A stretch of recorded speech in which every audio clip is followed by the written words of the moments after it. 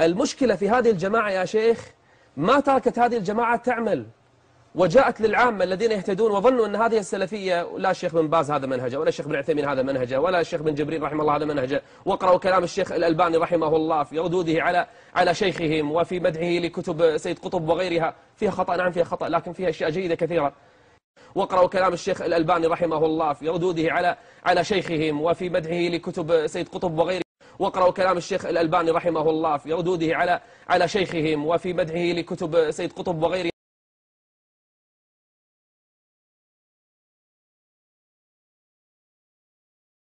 فاللي بياخذ انه السيد قطب كفروا الألباني مثل اللي بياخذ انه والله الشيخ الألباني اثنى على السيد قطب في مكان معين.